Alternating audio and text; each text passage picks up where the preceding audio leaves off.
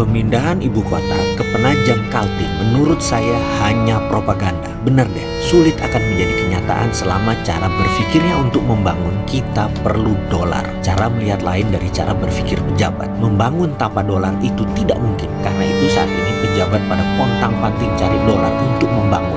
Atau dengan kata lain cari utangan dari manapun. Infrastruktur lanjutan pun perlu dolar. Memindahkan ibu kota perlu dolar. Itu otak para pejabat. Saya tidak mengerti mengapa cara berpikir orang pintar-pintar itu dalam membangun Indonesia itu harus ada dolar. Karena kita nggak punya rupiah gitu. Apakah punya rupiah harus punya dolar dulu ya? Begitu ya cara mikir wahai pejabat. Segitu tidak percaya dirinya pejabat di negara ini terhadap rupiah. Atau segitu gebleknya saya ini sehingga tidak paham atas kedaulatan rupiah di Indonesia. Bahwa sesungguhnya Indonesia tidak berdaulat atas rupiah. Si Sontoloyo ini nggak paham. Itu kalimat lainnya lagi. Pejabat negara Indonesia itu pinter-pinter jauh lebih ngerti dari si Sontoloyo ini yang geblek dan tukang ngomong doang. Walaupun Indonesia spendingnya rupiah, tapi tetap harus ada dolar. Ngerti nggak kamu Sontoloyo? Demikian pejabat memaki-maki Sontoloyo. Asli saya yang goblok ini, yang nggak punya otak ini, kalau saya dari dulu itu berpikir sebagai Indonesia itu negara berdaulat yang punya rupiah, maka Indonesia selalu punya rupiah. Ternyata Indonesia tidak punya rupiah saat ini karena membangun perlu dolar, perlu pinjaman asing. Kok begitu ya jadinya? Kok bisa ya Indonesia tidak punya rupiah? Kok bisa Indonesia kekurangan rupiah? Kok bisa Indonesia perlu dolar? Padahal yang dipakai rupiah nanti yang digunakan yang spendingnya. Sekali lagi, pejabat akhirnya sekarang pada cari ke negara yang punya reserve currency yang surplus terhadap dolar. Seperti Singapura, Uni Emirat Arab, Cina. Pokoknya cari dolar, pinjem atau suruh invest in my country. Karena dunia lagi kencangkan ikat pinggang semua, maka pada nggak mau kasih pinjaman reserve cadangan mereka. Mereka nggak mau cadangan mereka keganggu. Ya Indonesia jadi nggak punya uang dolar pinjaman untuk bangun. Apa buktinya? Terlihat sekarang ekonomi dalam negeri semuanya memelan, melambat. Cina tidak mau melepas cadangan dolarnya karena ada 4 hal yang Cina butuhkan